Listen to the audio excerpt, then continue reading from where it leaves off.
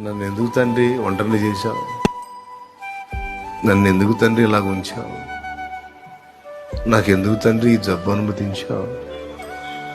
నన్ను ఎందుకు తండ్రి ఇంత అప్పుల్లో నెట్టేశావు? నాకెందుకు తండ్రి ఇంత అవమానాలు రప్పించావు?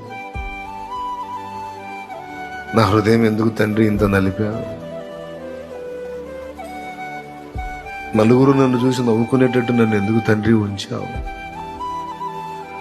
నాకు ఈ పరిస్థితి ఎందుకు రప్పించావు? నా ఇంట్లో ఇంత కష్టమైన పరిస్థితి ఎందుకు రానిచ్చావు తండ్రి? అల్పకాలంలోనే నాకు వైధవ్యం ప్రాప్తించేటట్టు ఎందుకు చేశావు తండ్రి? నన్ను విధవగా ఎందుకు చేశావు? బాధను అనుభవిస్తున్న మనుషుల హృదయాల్లో కోకొల్లలుగా రగిలే ప్రశ్నలు. దేవుని సమాధానం నిన్ను దైవముగా చేయాలని